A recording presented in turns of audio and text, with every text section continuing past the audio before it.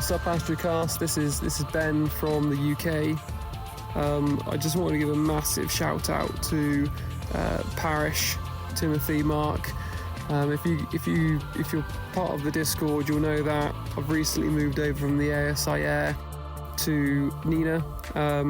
Me and Timothy actually are collaborating on some targets. We've got pretty much the same setup, but since the move, I've been having an absolute nightmare with the guiding, and all the tips, all the advice, all the recommendations that you guys have given. I've mashed it all together, and I can happily say right now I am sat underneath a beautiful clear sky, and I'm guiding at 0.7. So I honestly cannot thank you all enough. This group is amazing. Ruman, you're doing an awesome job. Keep it up. This is something special. You guys are awesome. The podcast's awesome. The Discord's awesome. So thanks so much, guys, and I'll catch you soon. Cheers. Welcome back to the Astrocast. Thank you so much, Ben. That was incredibly kind of you. Really, what an awesome recommendation for the Discord, and I couldn't agree more. We really do have an awesome community in there, and everybody is just so helpful. Definitely not just me. I wish I could be as helpful as everyone else is, but I think everybody in the chat just does an awesome job helping everyone out, and that's what this is really all about, bringing together a community of like-minded individuals who really enjoy astronomy. So thanks so much, Ben, for sending that in. That means a lot, man. Thank you. Really thank you for being such a long-time supporter of the show in such a big way. So got a special episode for you this week, guys. It is Tuesday, June 24th. However, I actually recorded this week's episode last night under the stars. So I am going to go ahead and pass it over to Pastru, and he'll take it from there. Clear skies. Thank you, Justin, for telling me about the magnet. All right. Testing 1 2. On-site recording. Oh man, there's a satellite already. That's pretty. 2 of them. 1 2. Waiting to spot a third. There it is. There's 3. Jesus, man. These things are really everywhere right now.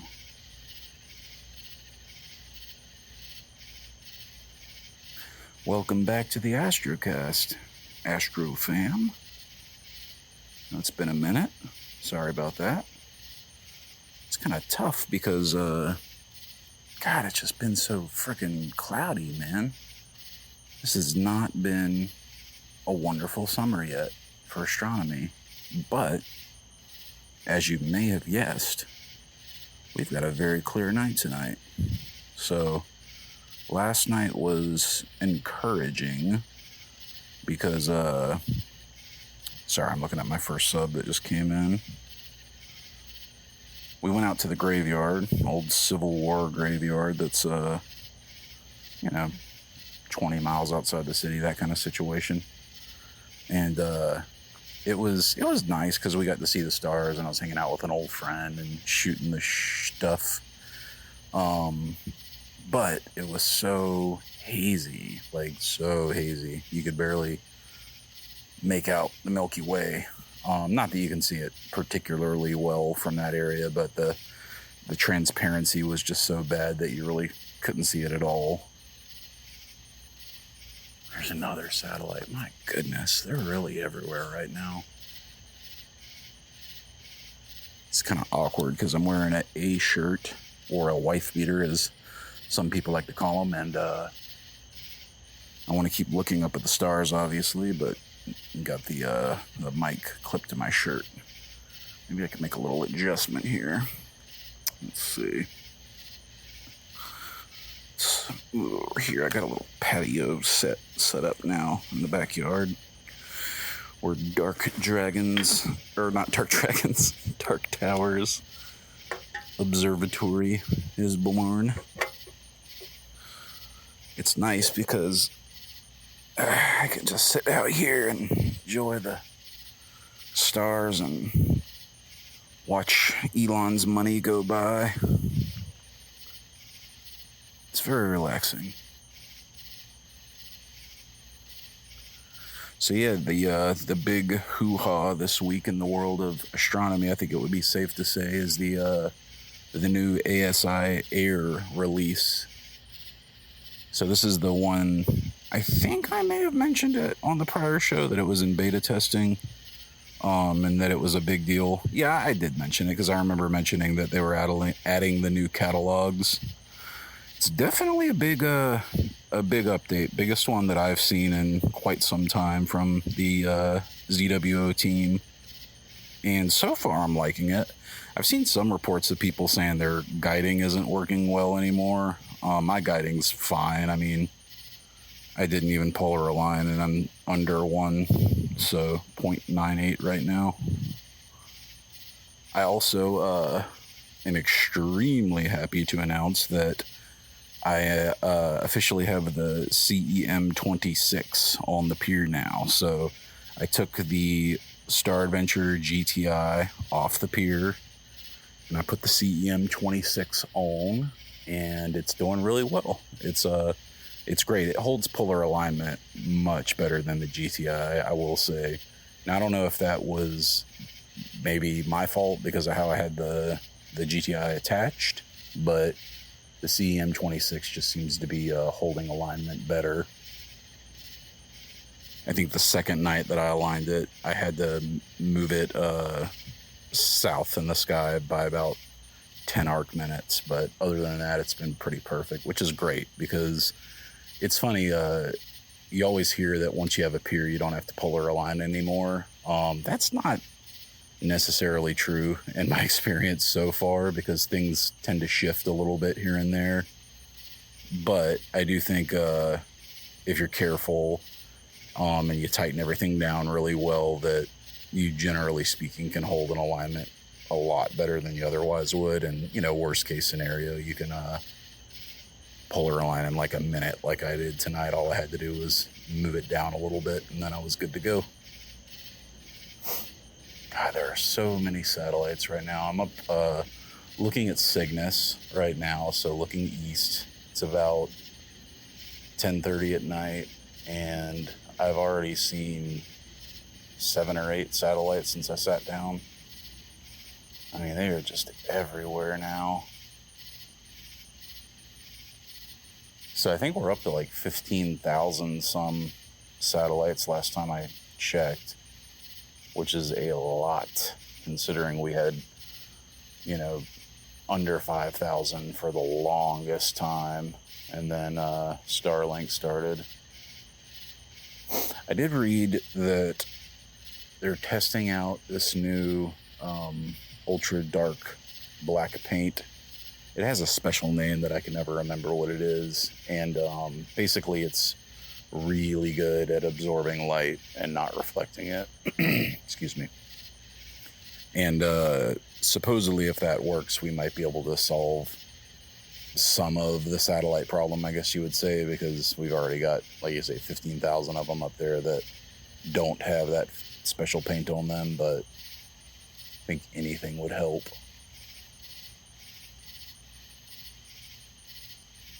Oh, there's another.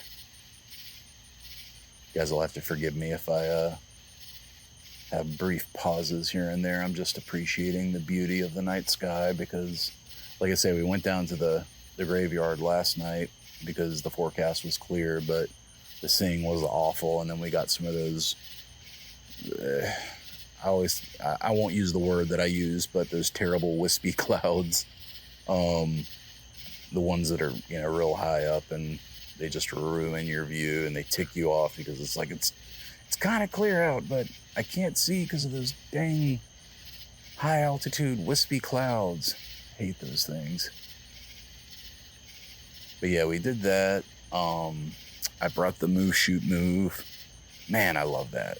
I really can't recommend that enough. I gotta tell you guys, after using it a few times now, the polar alignment alone is worth the entry price. Just like when you're going somewhere and you want to do a polar alignment quickly, it's hard to beat. Like you say, if you've got the little wedge that they sell with it. I mean, heck, even a ball head, if you have a real good sturdy ball head, you can, put the laser on there and point it at Polaris, and like under 10 seconds, you're good to go. I mean, it's definitely the fastest polar alignment I've ever seen.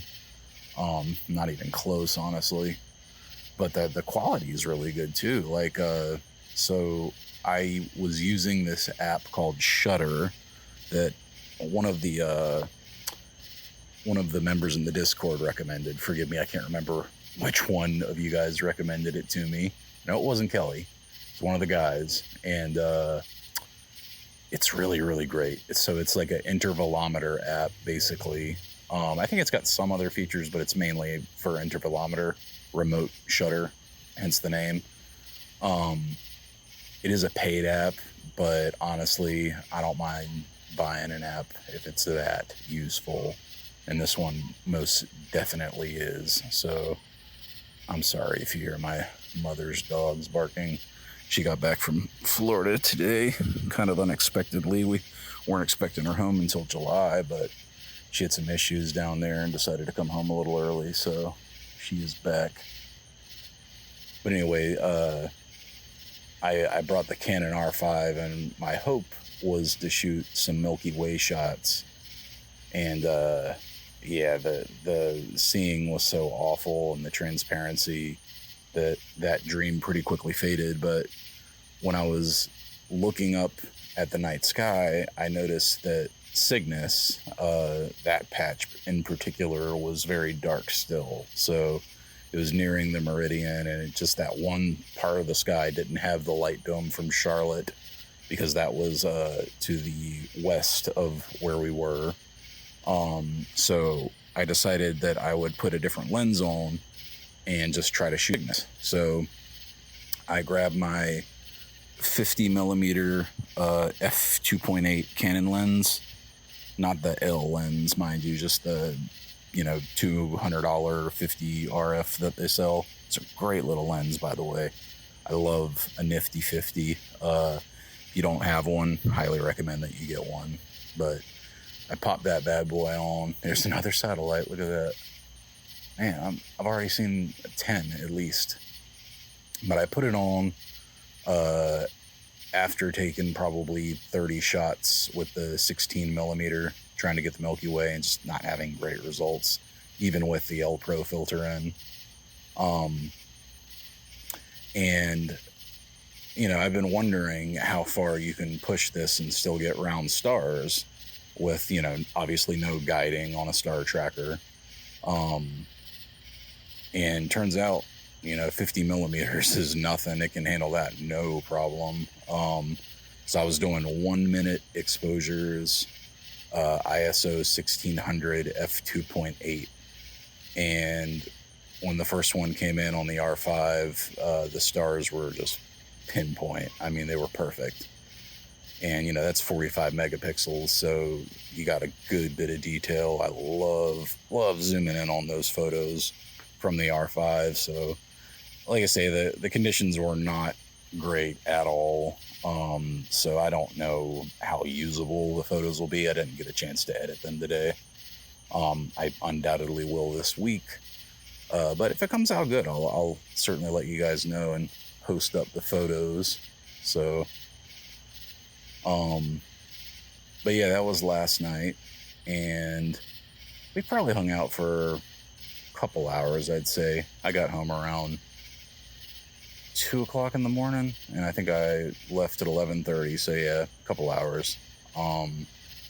It was fun. It was nice. We got to catch up. I ain't hung out with my buddy in a little while, so that was nice. Oh man, but tonight is so much better. by some miracle, we have above average seeing. So if you're like me, you probably use a combination of different apps for your, weather forecasting.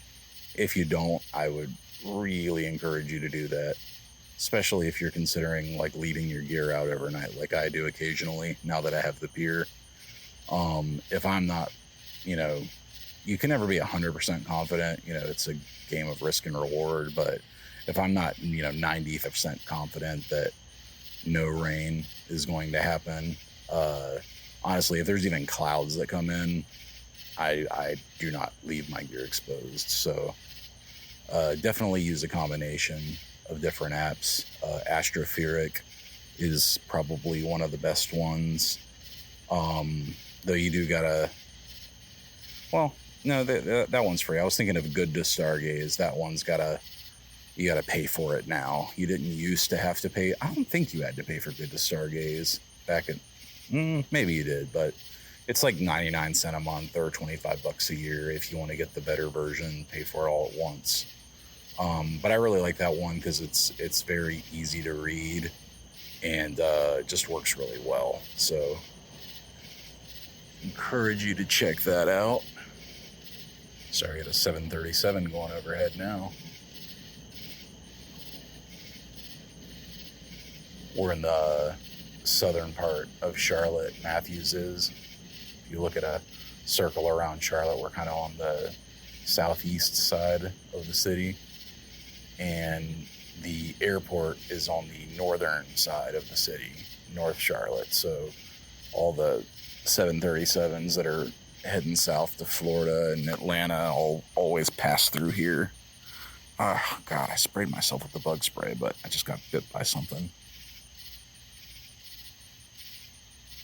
Kelly asked a couple weeks ago, I think it was Kelly, she asked about bug spray and what we use. Yeah, she did. She was saying, I know this is a girly question. And so first of all, let me say, it is not a girly question at all to ask about bug spray. You have to be comfortable when you're out in the field. Sometimes unavoidable, like when I make my coastal dark sky trip, oh my God, they have bugs out there called no-see-ums, and those things are relentless. They will eat you alive if you don't do something. So we actually got, there's another satellite. I think it's 13 now. We got this stuff called DEET. That's Delta Echo Echo Tango DEET spray, which is a powerful chemical. Probably not that great for you. You're supposed to just spray it on your clothes. You're not supposed to spray it on your skin, if I remember correctly. Uncle Bill's bug repellent spray, if I remember correctly. That stuff worked pretty good. I mean, we had to reapply it, several times a night. And then we also would use the mosquito repellent things. They look like little swirls. They're metal and you light them on fire and then they burn like ash, basically. So they just have a red, ember on the end and they slowly burn around. So we would put like 4 of those out. We'd be sprayed down in DEET. And then for some reason, smoke helps. So we'd bring a cigar and, puff on a cigar while we're sitting out there, which honestly is quite enjoyable anyway while you're at the beach. So might as well. But even with all that, not perfect by any means. They still can get you. So I take a sip of my beverage.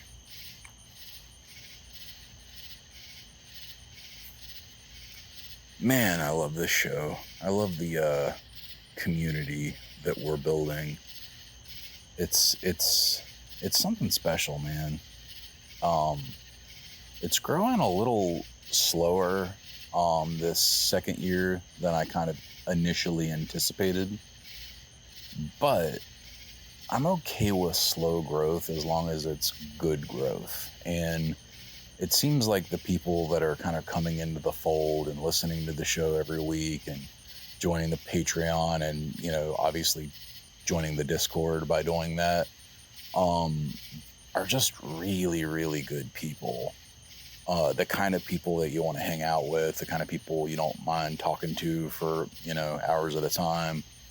Just awesome people. So even if it doesn't become a show that, 20,000 people listen to every week, I'm okay with that. I really am, because the community that we're building is really special, and that matters to me. That matters a lot. That's why you guys still aren't hearing ads on this show. I got offered, probably 6 months ago, maybe longer, maybe more like 9 months ago, pretty early on in the show. I would say after the first 6 months or so of the Astrocast being on the air, my hosting platform came to me and said, okay, you qualify to run ads. And I started looking into it, and I didn't like it because, well, first of all, you can't truly choose what kind of ads go on. Like, they say that you can, if you see one you don't like or hear one you don't like, you can email them and they'll remove it. But, like, to me, that's not the same thing as screening what's being advertised. And I do pride myself on this show as being something anyone can listen to. I know we've occasionally swear words and slip here and there, but I like for families to be able to tune in too, because I know we have, lots of kids that listen, and that's awesome. So I don't want just, any old advertisements coming through to you guys. And I don't know, it loses something really cool when you do that. It reminds me of, this is going to sound kind of ridiculous because we are not Facebook and we'll never be that big, obviously, but it reminds me of, there's a scene in The Social Network where Zuckerberg is standing there with the Napster guy. I can't remember his name, but Justin Timberlake played him in the movie, Justin Timberlake. I always get Timberland and Timberlake mixed up. Anyway, he's talking about running ads, and it wasn't, no. You know what? It wasn't Justin and him. It was his partner, the darker skinned dude, the Hispanic guy. And anyway, Zuckerberg says, like, we're not going to do ads. We don't even know if it's cool yet. And I don't know, that always kind of stuck with me. And that's why I don't do them, because it's not cool. I hate ads. I have a system called Pi-hole on my home network that is designed to block like every ad that you see, including on your smart TV, phone, laptop, computer. So like banner ads don't exist in my house, and I don't watch live TV specifically because I hate commercials. I really hate medical commercials, whether they're like advertising drugs to you. America is the only country in the world that does that. Actually, I asked my primary doctor about that last time I was there, and we're the only country that advertises drugs like that. Because it always seemed strange to me, because I'm like, if I need a drug, my doctor will tell me. I would hope. I mean, as long as you have a good doctor that you trust. I'm certainly not going to go to him and be like, hey, doc, will you put me on da-da-da-da-da-da? Will side effects include, a head explosion and everyday, you get the point. But what was I rambling about? Sorry. Just sharing with you guys, that's all.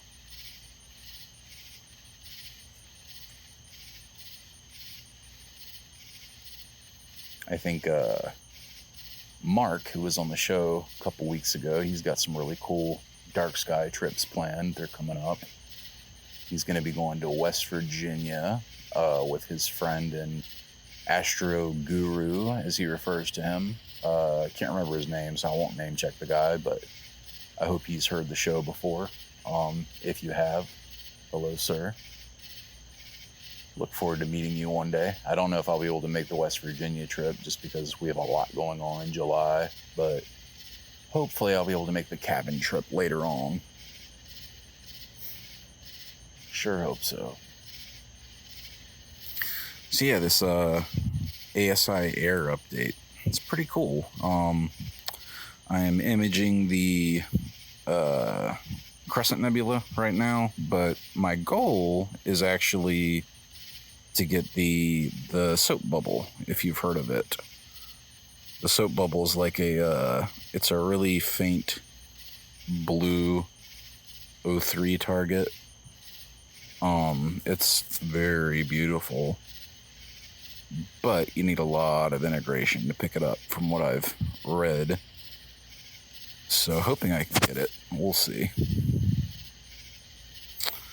Just looking in the interface, it definitely looks a little bit different. Like the way I guess like the outlines of certain boxes, certain fonts look a little bit different.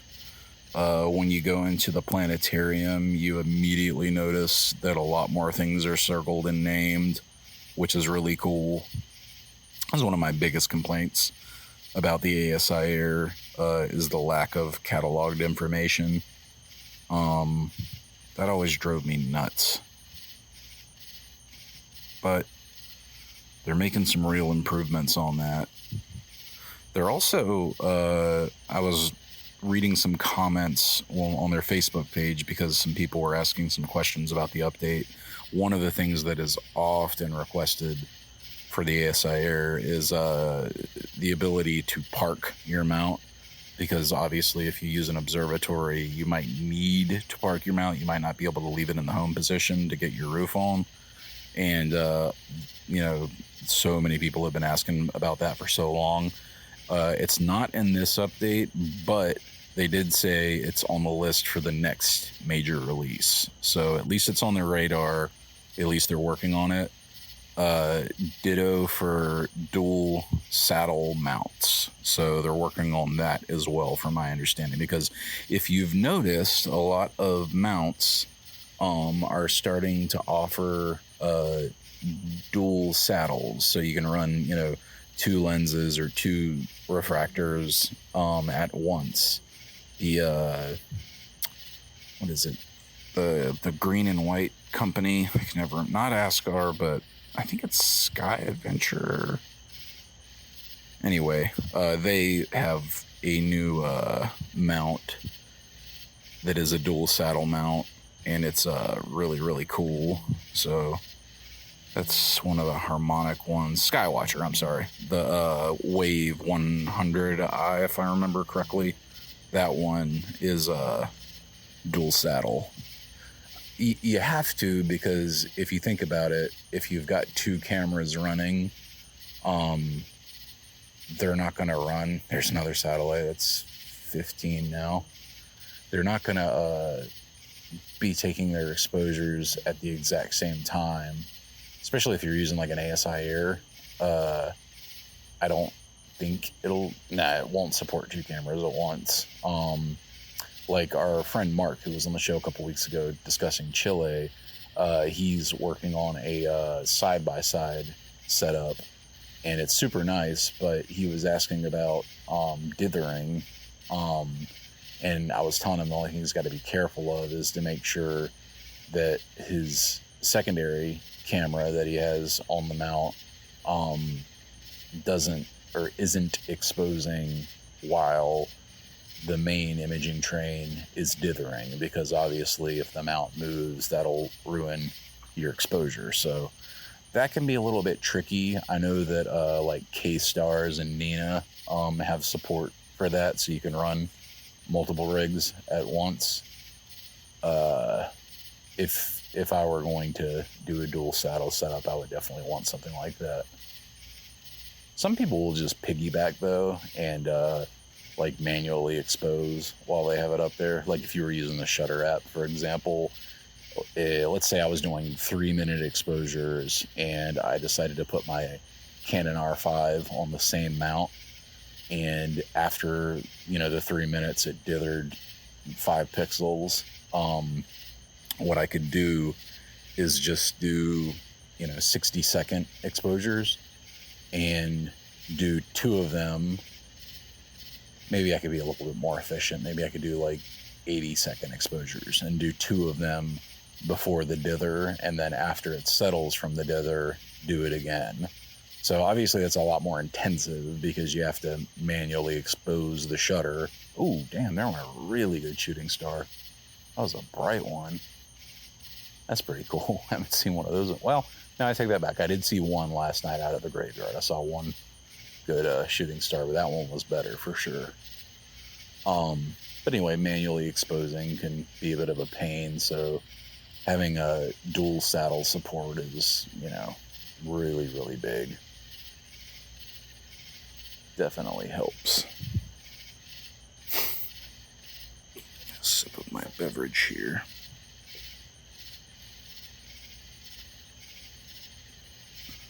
Also, the new Telegizmos 365 cover, I want to mention, it works very well. So big shout out to High Point Scientific. We are affiliates with them, as you probably know, but they sent me 3 of them before I got the right one. So the first 2 they sent me had leaks in them at the seam, and they finally sent me a third one from a different distributor, hoping that maybe that was just that batch that they had that was bad. Anyway, the new one that came in is good. It doesn't leak at all.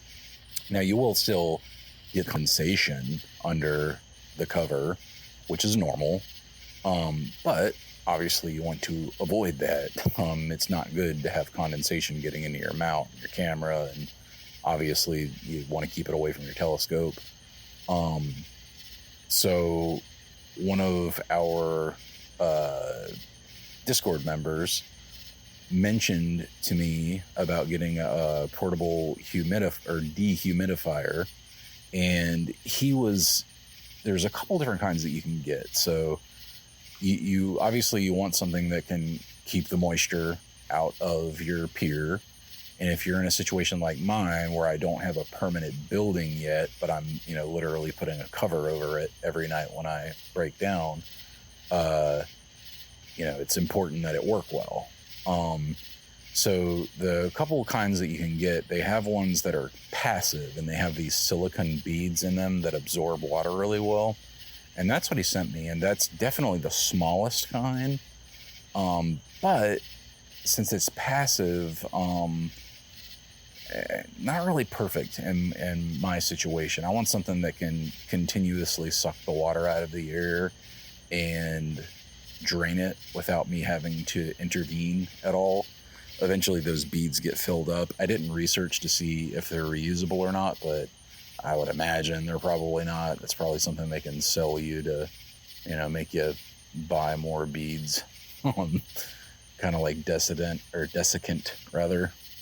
So anyway, I found a 20-ounce dehumidifier, so a really small one, that has a hose for drainage. So if you don't want to manually dump it out, you can just use the hose. And since it's so small, I can actually use a bungee cord to strap it, literally up top of my mount before I put the cover on.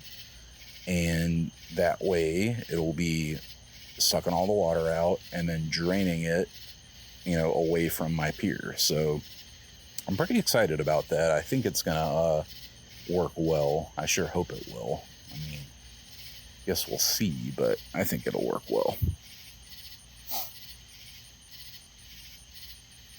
Can't believe how many satellites I'm seeing tonight. They're just everywhere. It's no wonder you see one in almost every one of your subframes, depending on what part of the sky you're in. And if I'm seeing this much with my naked eye from a Bortle 7, wow. The Vera Rubin Observatory. Vera Rubin, first of all, is an absolute legend in our field. So, you don't know, Vera Rubin was a female astronomer who was one of the people who made groundbreaking discoveries in dark matter. She was actually one of the first people to propose dark matter in its existence. And because during her time in the 70s, 60s, 80s, women, weren't in the field really. It was a boys club only situation, which is never okay, because women are every bit as capable, if not more capable, in a lot of situations than a man when it comes to using their minds. I'm a firm believer in that. I'll die on that hill. Sexism's not okay. Anyway, she was denied access to a lot of really great gear at the time, so she could never get her hands on the best of the best, even though she probably would have advanced, physics as a whole greatly had she been able to access those tools, but she couldn't. So anyhow, the Vera C. Rubin Observatory is having its first light release party on June 23rd. They're actually having a whole lot of watch parties around the country, which is really cool. You can actually go to a local planetarium and watch these images come in real time. And these images are going to be significantly better than James Webb in a lot of key ways. So first of all, they're absolutely massive in scale, as far as how many megapixels. I think I saw something like you would need like 400 4K TVs to fully view the resolution of one of these images when it's complete. And the reason for that is it is going to be taking a photo survey of the entire southern hemisphere every 5 days. And that's going to continue for 10 years. So they're going to be doing a lot of work to try to solve the mystery of dark matter, which is obviously was very important to Vera Rubin. So that's super cool. Something very much for us all to look forward to. I can't wait to see what some of those images are going to look like. It's the world's biggest digital camera. If you read about that or heard about it, then it was all over the news last year. If you keep up with astronomy news or hell any news, they would always talk about how it's going to be the world's biggest digital camera, and indeed it is. So that's going to be really, really cool to watch. So yeah, I think Monday, obviously this episode is going to be coming out Tuesday, but those images will still be available, so you'll be able to download them and check them out. And so it's down in Chile, obviously, where most of the great telescopes are. Not all of them, but a lot of them. And yeah, it's incredible. The world's largest digital camera. Sorry, I'm checking my mount here because it just bounced around a little bit. So one image will have 3 billion pictures, or pixels rather, not pixels. 3 billion pictures, 3 billion pixels in just one image, if you can believe that. So pretty incredible stuff. Definitely excited to see what comes of it.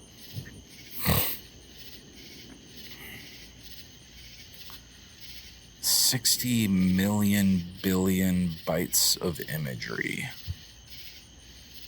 That's how much each one of these is going to be. I wonder what the data center is going to be like. I mean, it's got to be incredible. So yeah, each image taken by that camera is 3.2 billion pixels. And, every single one of them could have asteroids, dwarf planets, supernovas, galaxies. I mean, just insane. And then the bit depth. Oh, don't even get me started on the bit depth. 65,000 shades of gray for 1 pixel. So they can truly measure brightness of stars. changing magnitudes, supernovas obviously will be much easier to spot. They think they'll be able to see them on an almost daily basis now with this.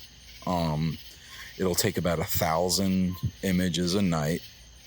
It'll take another picture every 40 seconds.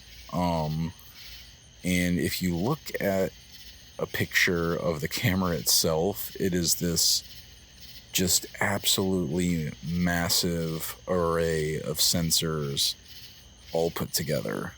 So it's definitely crazy. Can't wait to see more of it.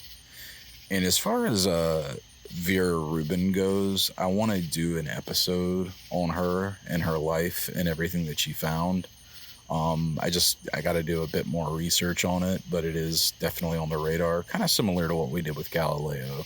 I'd like to dedicate a day to her. There's actually a couple of female astronomers that are heroes of mine, that are just incredible in a lot of ways. So we'll be spending some time on that over the next few months. So something to look forward to if you learn about astronomers that have contributed great things to this field. So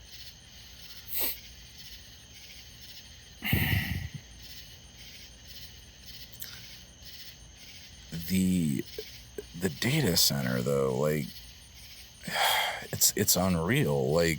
So they have 60 miles of fiber optic cables that connect the observatory to the nearby city of La Serena. And obviously they got to deal with a lot of challenges out there, theft being among them. They've had, gear stolen and fiber optic cable stolen, and it's been quite the, troubling environment to build this, especially with all the changes in politics and not knowing if they're going to have funding. So it's really a miracle at all that first light is being seen with this telescope, and no one really knows what the future holds, because who knows, they could cut off funding tomorrow for it. And I wouldn't even be remotely surprised if they did, because they've already removed funding for countless other scientific programs. So, and just the fact that, back in 2019, they changed the name of the telescope to the Vera Rubin Observatory. I mean, that made me a little bit worried that something would happen, but it has not yet. So thank goodness for that.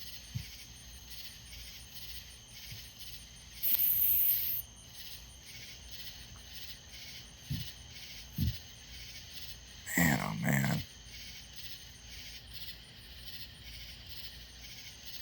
Just thinking about the discoveries. I'm also thinking you've got a telescope that can take photos with that much resolution. You guys think we have too much data to go through? You ever feel man, I got 3 sessions and, I gotta stack them and sort them. Oop, there went another shooting star. Imagine having 60 billion pixels in every one of your photos. I would love to go down there and actually see the tech that goes into it to making it work, because I'm sure it's incredible. It's got to be, just top of the line gear that they've got. Countless servers. Just cool stuff for sure.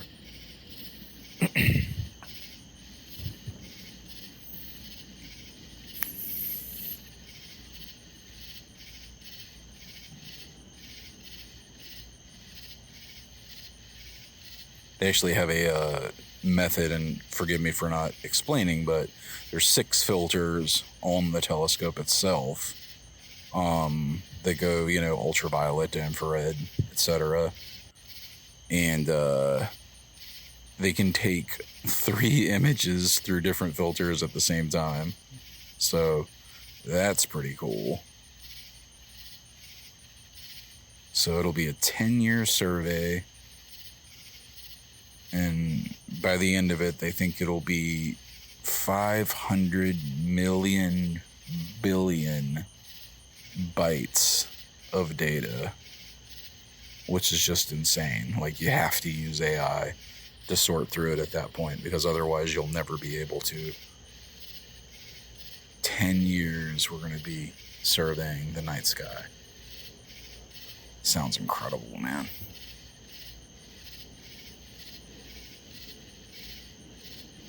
Damn, a lot of planes coming through tonight. You know, another thing I noticed at the log on screen for the ASI Air, you can actually enter your address now. And I wonder if that does like a GPS coordinate thing, because it used the GPS on my phone because it actually didn't get my address correct. It was just a couple numbers off. I can't wait to go down to the observatory and see if it gets that out there. I'll be really curious to see. It's funny because some people who like don't use the ASI Air, like for example, my first telescope was that Celestron 130 with Star Sense or whatever. Anyway, you have to use the app, and it'd be a little bit of a pain to get the northern versus southern horizon set up properly and 3-star alignments and all that. But it eliminates a lot of that trouble when you can just put in, you know, GPS coordinates.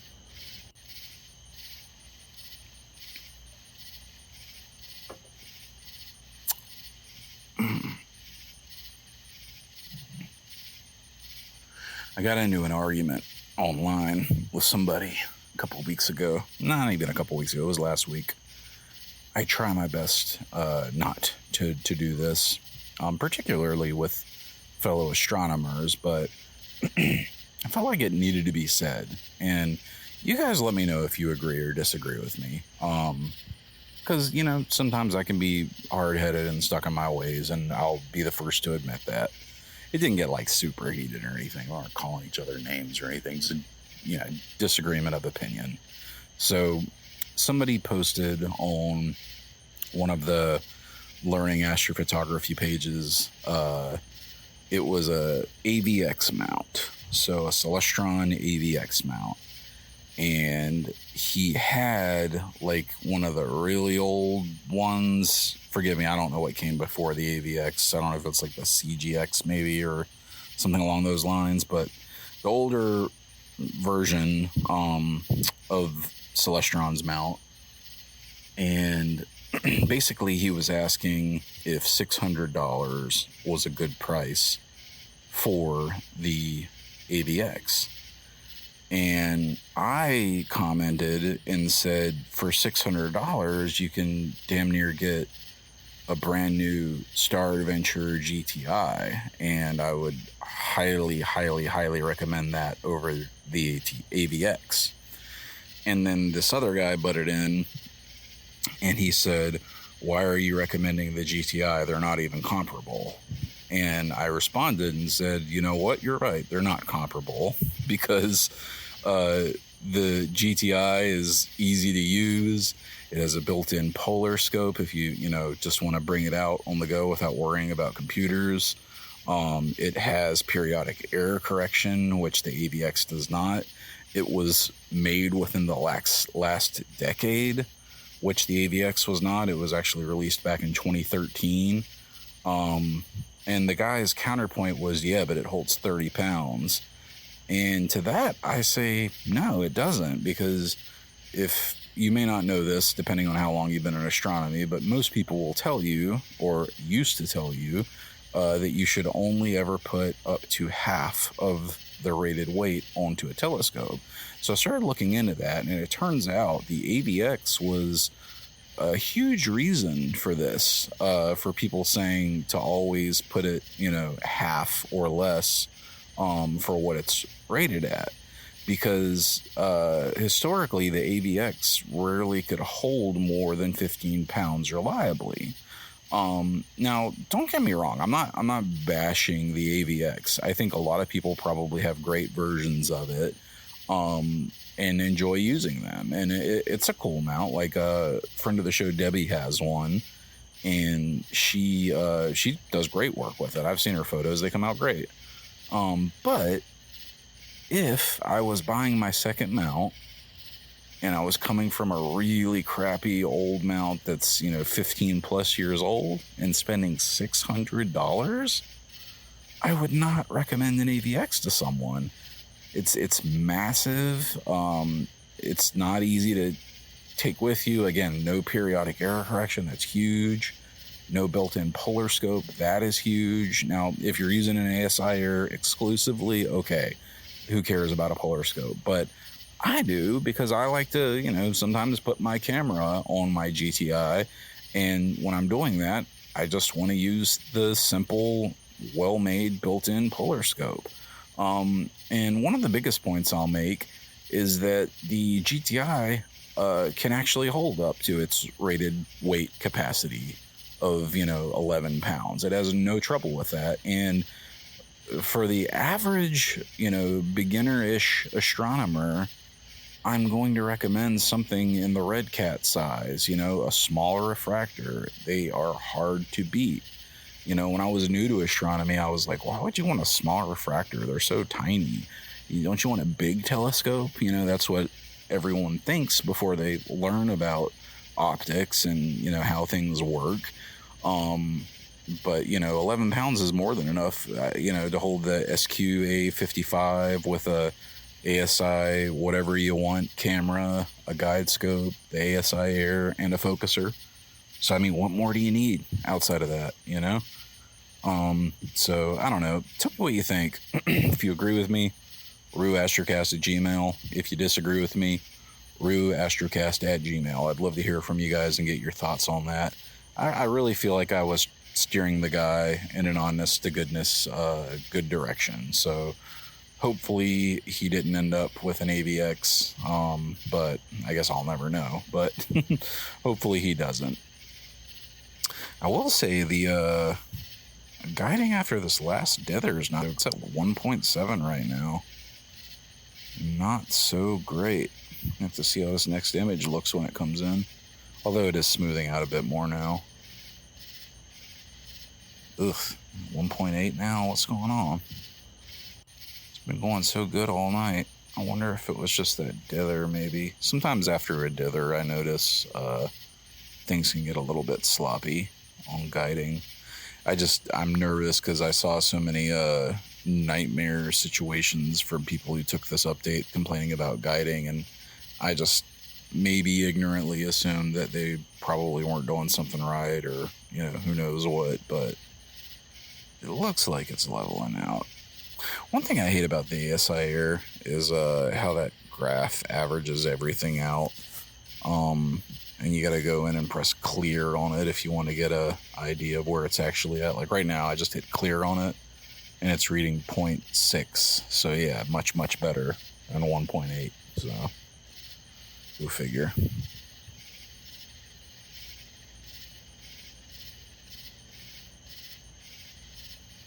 Hear the cicadas. They're definitely back. Let me tell you guys a bird-related story real quick.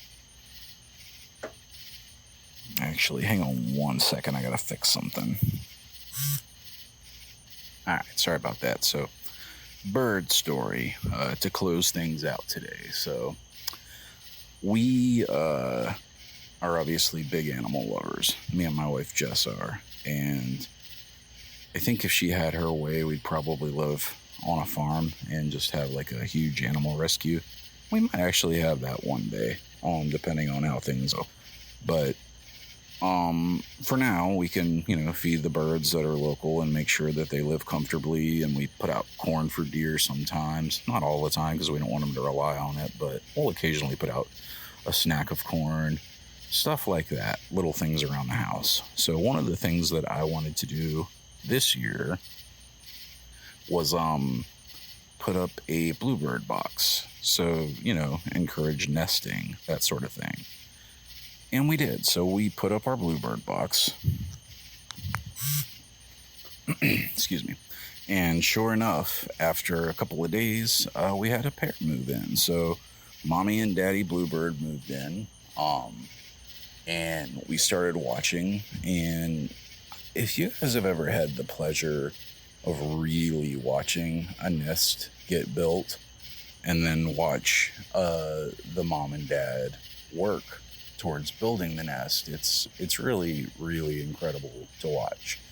And it gives you a kind of a whole different appreciation for how precious, excuse me, allergies out here, how precious and how hard to come by life really can be, because they have to do so much work to raise those chicks, and it's so easy to lose them. Last year we had a nest of Carolina wrens. They made a nest on our porch. We have a screened-in back porch, and at the time we had work done, so the screen wasn't up. And sure enough, a wren came in and made their nest. Of course, I wasn't going to disturb it. So we got to watch that, and we got to actually watch them fledge and kind of help them out because they got stuck on the screen. Anyway, we were very much looking forward to watching the bluebirds, work towards raising their babies. So a few weeks go by, and I go and check on the nest, and sure enough, there's 6 little eggs inside. And at that point I decided I probably should put up a baffle, because this nest it's in my backyard. I don't have any trees in my backyard, so it's kind of out in the open, very exposed. And I've seen and heard too many horror stories about like snakes climbing up a pole, like a black snake, to eat the babies. Definitely didn't want that to happen. So went by my local bird supply shop here that Lori runs. She's a friend of the show from the Backyard Naturalists, and she sold me a baffle kit. So it's basically this big metal circle that's at an angle that makes it pretty much impossible for a snake to climb up the pole. So I installed that on the pole, and Mommy and Daddy kept working. The babies hatched, and after those babies hatched, if they had been working hard before, it got put into a whole other gear. Absolutely crazy how hard they were working. So if you don't know, what the mom and dad do for bluebirds is pretty much all day long, every day, all they do is go and look for a bug and then bring it back to the nest to feed it to their babies. So, I mean, mommy goes, gets a bug, brings it back. Daddy goes, gets a bug, brings it back. Rinse and repeat literally all day long. So, after legit, like over a month of watching them do this, you're like, wow, those birds have worked really hard to raise their babies. And that's what I meant by saying that you gain a real good appreciation for life and how hard it is to come by, how difficult it is for animals to raise. And, they do this all instinctually. They know they have to do it. It's incredible. So the babies were now chirping pretty loud whenever the parents would come back with the bugs, because, me is basically what they're saying. So that was really cool. I actually got some awesome photos of the mommy and daddy bird. I got my R5 out and put the 1-500L lens on it, and just got some really cool shots of them because I wanted to be able to remember it. A few more days go by, and we're all like constantly looking outside and looking at the nest box to see, if the babes are fledging. And I'm at my desk working one morning, and my wife messages me and she says, "I think it's happening. Grab your camera," because she knew I wanted to film it when it happened.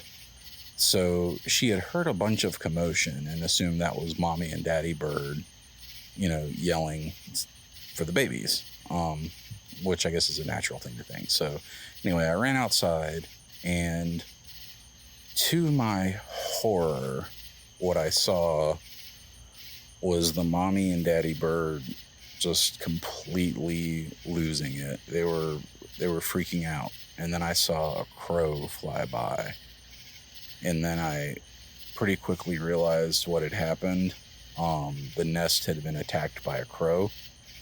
That's unfortunately part of nature too. Crows also have to eat. They have babies too that have to eat, and that's what they eat sometimes.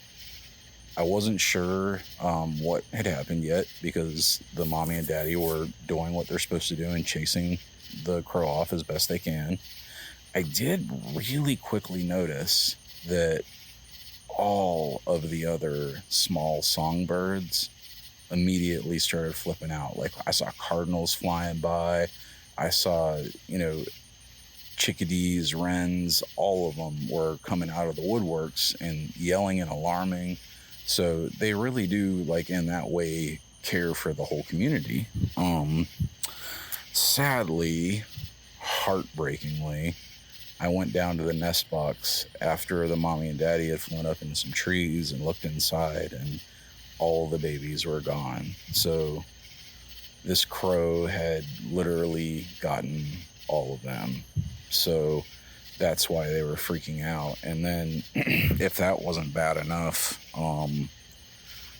I came outside 10 minutes later and the daddy bird was like hovering over the nest and looking around. And that was, man, I didn't think I could be that emotionally impacted by wildlife, but that was really hard to watch because, again, they had put in months of work, tireless days and nights feeding these babies and raising them.